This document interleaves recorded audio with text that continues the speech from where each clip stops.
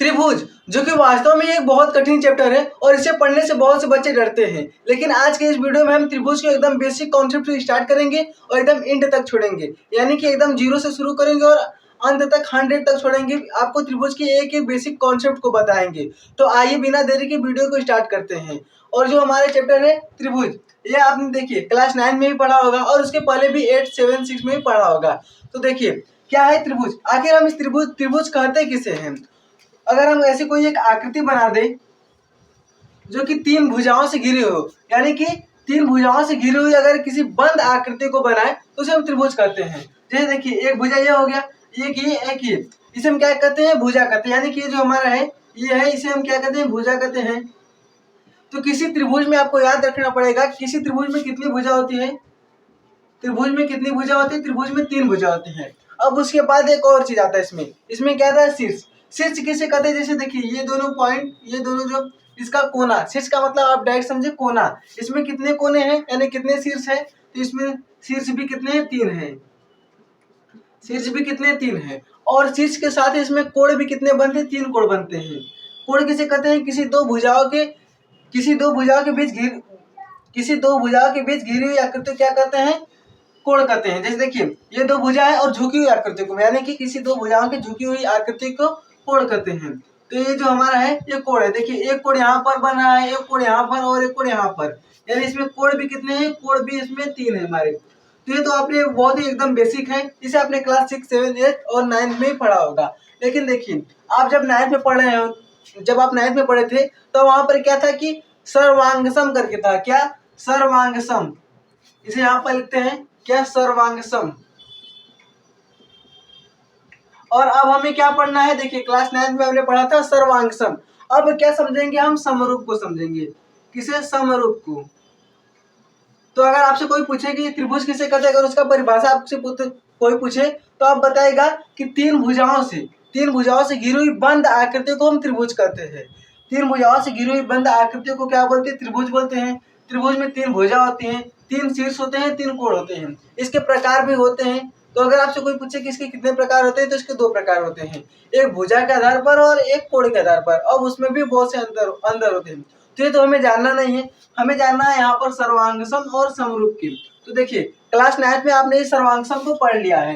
सर्वांगसम क्या होता है, इसे कैसे करते हैं, इसमें कसौटियां कितनी होती है, सब आपने बिल्कुल आसानी से पढ़ लिया है क्लास 9 में।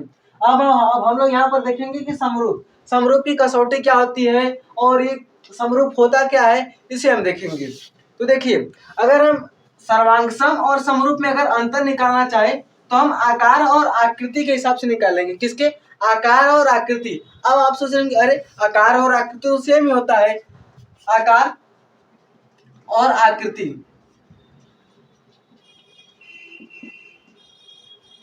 आकार और आकृति, अगर आप सोच रहे होंगे कि आकार और आकृति तो दोनों सेम ही होता है, तो नहीं, ये सेम नहीं होता है। आकार को हम बोलते हैं इंग्लिश में साइज और आकृति को बोलते हैं शेप। क्या बोलते हैं, आकार को बोलते हैं साइज और आकृति को क्या बोलते हैं, शेप बोलते हैं, शेप। अब आप सोच रहे हैं कि इसमें डिफरेंस क्या है। तो जैसे आप देखिए ये एक गोला है और ये एक गोला है। अब इसमें आप देखिए क्या है कि आकार और आकृति। तो हमने आपको बताया कि जो इसका आकार यानी क्या होता है, साइज। जो इसका आकार है, देखिए इसका आकार कितना है, बड़ा है, और इसका आकार क्या है, छोटा है। यानी इसकी साइज बड़ी है और इसकी साइज क्या है, छोटी है। तो ये क्या है, असमान है। यानी कि इसका आकार और आकृति क्या है, असमान है। आकृति की बात करें तो आकृति समान है, इसका आकार असमान है, यानी कि बराबर नहीं है। और आकृति यानी कि ये भी गोला है और ये भी गोला है, तो ये क्या है, बराबर है। यानी इसका आकृति क्या होगा, आकृति समान है। इसका आकृति देखिए समान है, यानी कि ये भी गोला और ये भी गोला है। और उसके बाद देखिए ये इसका साइज अगर हम देखें तो देखिए बड़ा है और ये क्या है, छोटा है। ये क्या है, बड़ा है और ये क्या है, छोटा है।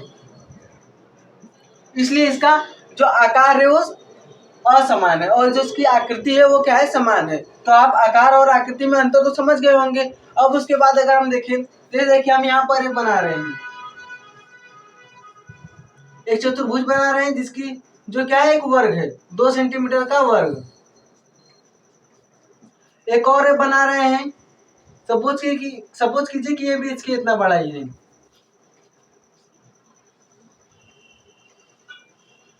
ये भी क्या है, 2 सेंटीमीटर का एक वर्ग है।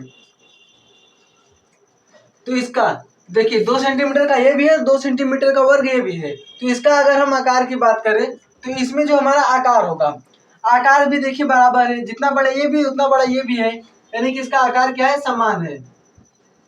इसका आकार समान है और आकृति देखिए, तो ये भी देखिए वर्ग है और ये भी वर्ग है, तो इसकी आकृति भी क्या है, समान है। जैसे आप इन दोनों मार्कर को देखिए, इन दोनों मार्कर को यदि आप देखिए तो इसकी आकार और आकृति क्या है, दोनों समान है, क्योंकि जितना बड़ा ये है उतना बड़ा ये भी है, और आकृति ये भी गोला है और ये भी गोला है, तो दोनों क्या है, बराबर है। यानी कि अगर हम इस मार्कर की बात करें तो इसकी आकार और आकृति दोनों बराबर है। तो इसमें आकार और आकृति में आपने डिफरेंस समझ लिया होगा। अब एक नोट, आप नोट लिखिएगा, एक नोट लिखिए। देखिए नोट 10 का लिखिए या 5 का लिखिए, लेकिन इसे याद कर लीजिए। नोट क्या कहता है कि सर्वांगसम, तो ये देखिए सर्वांगसम के लिए था, सर्वांगसम सभी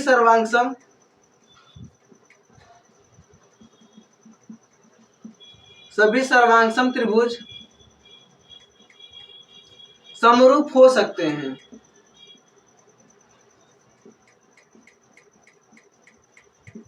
समरूप हो सकते हैं, लेकिन सभी समरूप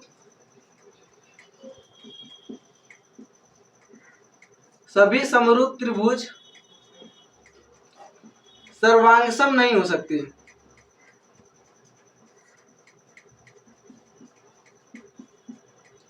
सर्वांगसम नहीं हो सकती।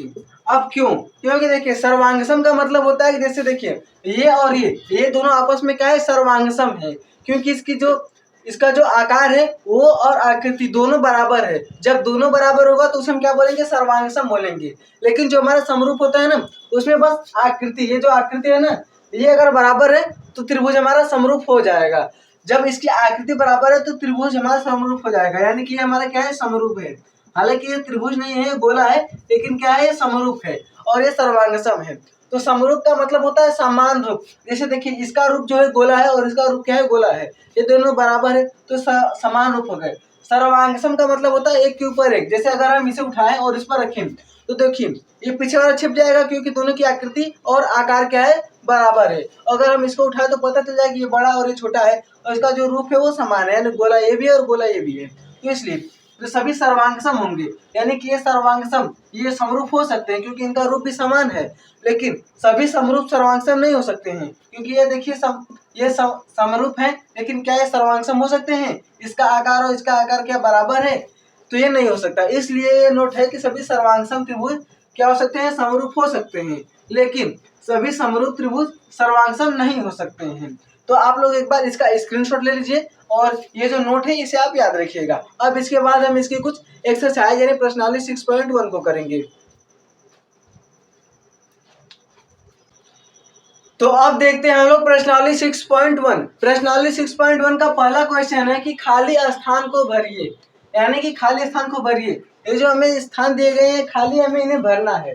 तो पहला क्वेश्चन है इसमें कि सभी वृत्त होते हैं। अब देखिए अगर आप क्लास 9 में अगर ऐसा क्वेश्चन मिलता तो वहाँ पर आपको सर्वांगसम या समरूप सर्वांगसम बनना होता, लेकिन यहाँ पर क्या है, समरूप हमें पढ़ना है, हमें समरूप त्रिभुजों के बारे में पढ़ना है।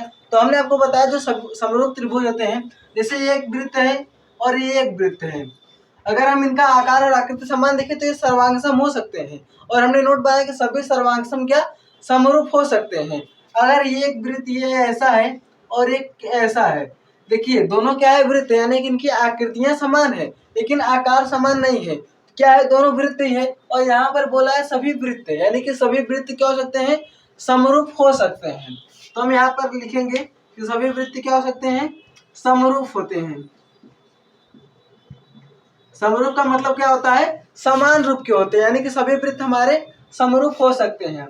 अब उसी प्रकार का एक और क्वेश्चन है कि सभी वर्ग होते हैं। और वर्ग क्या होता है, जिसकी चारों भुजाएं बराबर हो, जिसकी चारों भुजाएं बराबर हो। अब देखिए एक हमारा ये वर्ग हो गया, इसका 4 सेंटीमीटर का मान लीजिए एक वर्ग है, और ये क्या है, एक और वर्ग बनाते हैं जो 2 सेंटीमीटर का है। मान लीजिए कि ये 4 सेंटीमीटर का इसकी भुजा और इसकी भुजा क्या है, 2 सेंटीमीटर का है। तो वर्ग के सभी भुजा बराबर होते हैं। तो ये भी देखिए और ये भी देखिए, दोनों क्या है, वर्ग ही है, लेकिन इसका भुजा 4 सेंटीमीटर का, इसका भुजा 2 सेंटीमीटर का है, यानी कि इसका आकार बराबर नहीं है। तो ये क्या होगा, समरूप होगा, सर्वांगसन नहीं होगा। तो क्या होगा, समरूप हो जाएगा। तो सभी वर्ग क्या होंगे, समरूप हो सकते हैं, क्योंकि देखिए वहां पर इसका आकार क्या है, यानी आकृति क्या है, बराबर है, इसका ये समान रूप का है। अब उसके बाद हमारा तीसरा क्वेश्चन है कि सभी त्रिभुज होते हैं, यानी जो सभी त्रिभुज समरूप होते हैं। अब आप बताइए हमें कैसा कौन सा त्रिभुज हो सकता है जो समरूप होता है। तो समरूप के प्रकार होते हैं, कितने प्रकार होते हैं समरूप के? देखिए पहले तो 2 प्रकार होते हैं, भुजा के आधार पर और कोण के आधार पर। तो भुजा के आधार पर 3 होते हैं। पहला होता है देखिए समबाहु, समद्विबाहु, विषमबाहु। समबाहु, समद्विबाहु और एक होता है विषमबाहु। विषमबाहु त्रिभुज, यानी इसके आगे क्या रहेगा, त्रिभुज रहेगा। तो समबाहु त्रिभुज में होता है जब तीनों भुजा आपस में बराबर हो, समद्विबाहु में जब 2 भुजा बराबर हो, और समबाहु में जब कोई भी भुजा बराबर नहीं हो। तो अगर बताए जब कोई भी भुजा बराबर नहीं हो, जैसे एक हम ये त्रिभुज बनाते हैं, ये 2 सेंटीमीटर का है, ये 4 सेंटीमीटर का है और ये 1 सेंटीमीटर का है, इसकी देखिए कोई भुजा बराबर नहीं है। ऐसे अगर हम और त्रिभुज बनाए तो कुछ भी हो जाएगा, तो इसकी भुजा बराबर नहीं तो समरूप होगा कहाँ से, यानी कि ये भी नहीं होगा। अगर इसी प्रकार से समद्विबाहु देखे तो वो भी नहीं होगा। समबाहु यानी कि इसकी तीनों भुजा क्या होगी, आपस में बराबर होगी। जब इसकी तीनों भुजा बराबर होंगी तो इसका अगर हम छोटा आकार बनाए तो भी क्या होगा, बराबर ही होगा, यानी कि सभी समबाहु त्रिभुज क्या होंगे, समरूप होंगे। तो सभी समबाहु त्रिभुज क्या होंगे, समरूप होंगे। अब उसके बाद हमारा लास्ट क्वेश्चन है पहले का, कि भुजाओं की संख्या वाले 2 बहुभुज समरूप होते हैं, यानी कि अगर हम भुजाओं की संख्या पर देखें तो 2 बहुभुज क्या होंगे, समरूप होंगे, यदि उनके संगत कोण हो तथा उनकी संगत भुजाएं हो। अब हम बताना है कि संगत कोण क्या होंगे और संगत भुजाएं क्या होंगे। तो आपने संगत कोण और संगत भुजाएं के बारे में भी क्लास 9 में पढ़ लिया है। अब जैसे देखिए क्या बोल रहा है कि हमने आपको भी बताया नहीं, यही त्रिभुज लीजिए। अब यहाँ पर अगर आप देखिए, इसके बाद हम लोग पढ़ेंगे थेल्स प्रमेय, यानी कि इस प्रश्नावली के बाद पढ़ेंगे एक प्रमेय जो कि है थेल्स प्रमेय। थेल्स प्रमेय क्या कहता है कि कोई 2 भुजाएं समरूप होंगे जब क्या होगी कि उसके संगत कोण, यानी ये कोण और ये कोण क्या होंगे, बराबर होंगे। जैसे यहाँ पर ये 60 डिग्री का है, तो ये भी कितने डिग्री का होना, 60 डिग्री का। तो क्या कि 60 डिग्री का यानी संगत कोण क्या हो, बराबर हो, संगत कोण क्या हो, बराबर हो। और संगत भुजाएं उसमें क्या होती है, संगत भुजाएं समानुपाती। जैसे ये 2 सेंटीमीटर का है, या फिर इसे मान लीजिए 4 सेंटीमीटर का है, तो ये क्या होगा, 2 सेंटीमीटर का। ये 4 है तो ये भी 4 होगा, और ये भी 4 होगा, तो ये 2 और ये 2 होगा। यानी कि देखिए 4/2 बराबर इसके 4/2 बराबर 4/2, यानी कि इसकी जो भुजाओं का अनुपात है ना, वो समानुपाती होना चाहिए। तो क्या होगा कि उसकी संगत भुजाएं क्या होनी चाहिए, समानुपाती हो। ये तो हो गया आपका पहला क्वेश्चन। पहला क्वेश्चन देखिए बिल्कुल आसान है, इसमें बस पूछ रहा है कि सभी वृत्त क्या होंगे, समरूप होंगे। तो हाँ, सभी वृत्त समरूप हो सकते हैं, सभी वर्ग भी समरूप हो सकते हैं, क्योंकि इनमें भुजाएं बराबर होती है। और सभी समबाहु त्रिभुज क्या होंगे, समरूप होंगे। और लास्ट वाला है कि भुजाओं की संख्या वाले 2 बहुभुज समरूप होते हैं यदि उनके संगत कोण क्या हो, बराबर हो। जैसे यहाँ पर 60 डिग्री है, यहाँ पर भी 60 डिग्री है, तो संगत कोण बराबर हो, और उनकी संगत भुजाएं क्या हो, समानुपाती हो, यानी कि ये भुजाएं इसकी क्या हो, समान अनुपात में हो। तो आप लोग इसका स्क्रीनशॉट ले लीजिए। अब देखिए हमारा दूसरा क्वेश्चन, ये जो क्वेश्चन देख रहे हैं ना आप, एकदम आसान क्वेश्चन है। इसका अगर आप थोड़ा सा भी दिमाग लगाएं, अगर आपने उस कॉन्सेप्ट को देखा होगा तो बस आप थोड़ा सा दिमाग लगाएंगे तो आप इसका आंसर आसानी से निकाल लेंगे। क्वेश्चन है कि निम्नलिखित युग्मों के 2 भिन्न उदाहरण दीजिए। क्या, 2 भिन्न उदाहरण दीजिए। अब पहला क्या है, समरूप आकृतियां। अब आप बताइए कि ऐसा क्या है जो समरूप हो सकता है, ऐसा क्या है जो समरूप हो सकता है। तो हमने आपको अभी बताया कि वर्ग और जो हमारा वृत्त है वो समरूप हो सकता है। तो हम यहाँ पर क्या लिखेंगे, बस वर्ग और समरूप, सभी वर्ग तो होगा ही, बस लिख दीजिए वर्ग हमारा क्या होगा, हमेशा समरूप ही होगा। वर्ग जो होगा वो हमेशा समरूप ही होगा। और इसके बाद क्या है, वृत्त भी देखिए समरूप होगा। क्या देखिए, ये एक वृत्त है और ये एक वृत्त है, ये क्या है, समरूप हो सकता है। ये एक वर्ग है और ये एक वर्ग है, ये क्या है, समरूप हो सकता है। इसका मतलब हमें बताना है समरूप आकृतियां यानी कि वर्ग और वृत्त क्या होती है, समरूप हो सकती हैं सभी, चाहे किसी भी केस में ये समरूप होंगी ही। अब उसके बाद कि दो ऐसी आकृतियां जो समरूप नहीं है, यानी क्या है, समरूप न होनी चाहिए। जब हम आपको त्रिभुज का, अगर आपको याद होगा तो हम जब आपको त्रिभुज का प्रकार बता रहे थे तो उसमें हमने ये पॉइंट पहले डिस्कस किया था। क्या था कि समबाहु, समद्विबाहु और विषमबाहु। तो देखिए जो हमारा समबाहु था वो तो समरूप था, लेकिन अगर हम यहाँ पर समद्विबाहु देखें, समद्विबाहु त्रिभुज, तो ये क्या होगा, हमारा समरूप नहीं हो सकता। समद्विबाहु त्रिभुज क्या होगा, हमारा समरूप नहीं होगा, क्योंकि इसमें इसकी भुजाएं जब बराबर नहीं है तो समरूप होगा कैसे। अब उसके बाद यहीं पर दूसरा देखें तो विषमबाहु, विषमबाहु त्रिभुज, अब जब इसकी भी भुजा बराबर नहीं है तो ये भी क्या होगा, समरूप नहीं हो सकता, क्योंकि जब ये खुद में इसकी भुजाएं बराबर नहीं है तो ये समरूप होगा क्यों। समरूप का मतलब होता है समान रूप। ऐसी कोई भुजा ले, ऐसी कोई त्रिभुज ले जो समान हो, और ये तो समान है ही नहीं, इसका मतलब ये क्या होगा, समरूप नहीं होगा। यानी कि समरूप के लिए ये दो उदाहरण है, और आकृति के लिए समरूप न होने के लिए ये दो उदाहरण है, और समरूप होने के लिए ये दो उदाहरण है। आप लोग इसका स्क्रीनशॉट ले लीजिए। अब देखिए आज का हमारा लास्ट क्वेश्चन, प्रश्नावली 6.1 का क्वेश्चन नंबर 3। क्वेश्चन है कि बताइए कि निम्नलिखित चतुर्भुज समरूप है या नहीं, यानी कि जो हमें चतुर्भुज दिया गया है ये समरूप है या नहीं। अब देखिए ये जो हमारा है, हमने समरूप की आपकी दो कसौटी बताया। जो हमने क्वेश्चन किया था फर्स्ट का फोर्थ वाला, उसमें क्या था कि सभी संगत कोण क्या हो, संगत, जो हमारा संगत कोण हो वो क्या होना चाहिए, बराबर, संगत कोण बराबर होना चाहिए, और भुजाएं क्या होनी चाहिए, संगत भुजाएं क्या होनी चाहिए, समानुपाती होनी चाहिए। समरूप के दो कसौटी क्या, बराबर और समानुपाती। समानुपाती होनी चाहिए, भुजाएं क्या समानुपाती होनी चाहिए, और कोण बराबर होना चाहिए। तो यहाँ पर देखिए ये जो हमारा है, देखिए 90 डिग्री का कोण बन रहा है। उसके पहले हम क्या भुजाएं देख लेते हैं। भुजाएं देखिए इसकी समानुपाती है कि नहीं। ये देखिए 3 सेंटीमीटर है, यानी हम इस भुजा को और इस भुजा को देखें, ये देखिए संगत भुजा क्या है, जैसे ये भुजा के बराबर हो गया, ये भुजा के बराबर, ये देखिए इसके बराबर हो गया, और ये वाला जो है इसके बराबर है। एंड देखिए ये जो हमारा इसके बराबर है, इस समानुपाती है कि नहीं। तो देखिए 3/10.5 बराबर, ये क्या है 3/10.5। फिर उसके बाद वही देखिए,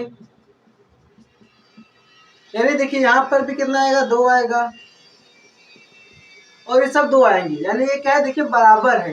यानी कि जो इसका संगत भुजा है वो समान अनुपात में है, ये बराबर है, ये बराबर है। लेकिन अगर हम उसके बाद देखिए इसके संगत कोण, जैसे ये कोण जो हमारा है इस कोण के बराबर होना चाहिए, लेकिन यहाँ पर देखिए 90 डिग्री हमें दिया है, लेकिन इसका हमें मान नहीं दिया है, यानी कि इसका संगत कोण क्या है, बराबर नहीं है। और चूंकि ऐसे बन रहा है तो ये तो 90 डिग्री का बनेगा ही नहीं, इसलिए क्या होगा, ये देखिए 90 डिग्री से अधिक, क्योंकि 90 डिग्री बनता तो ऐसे रहता, और ये इधर भाग गया है, इसलिए समानुपाती नहीं होगा, ये समरूप नहीं होगा, क्योंकि इसके संगत कोण बराबर नहीं है। ये 90 डिग्री का, और हमें इसका मान दिया ही नहीं है, और जब ये दिया ही नहीं है तो इसका मतलब बराबर नहीं होगा, इसलिए लिख देंगे ये जो हमें चतुर्भुज दिया गया ये क्या है, समरूप नहीं है। लिख देंगे कि चतुर्भुज समरूप नहीं है, दिया गया चतुर्भुज समरूप नहीं है। क्यों, क्योंकि इसके देखिए आप उसके बाद लिख सकते हैं, क्योंकि इसके संगत भुजाएं समानुपाती हैं लेकिन संगत कोण बराबर नहीं है। संगत कोण क्यों क्या है, बराबर नहीं है।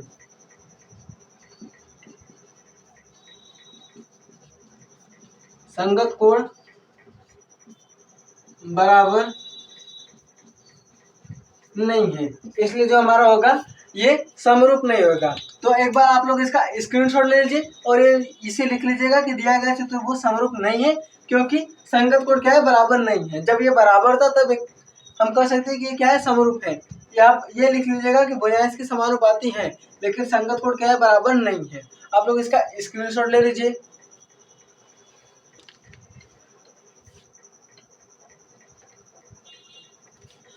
तो आई होप दोस्तों कि आप लोग को ये क्वेश्चन समझ में आए होंगे और प्रश्नावली 6.1 यहीं पर समाप्त होता है। अब इसके बाद देखिए हम लोग थेल्स प्रमेय करेंगे, जो कि बहुत ही इंपॉर्टेंट प्रमेय है।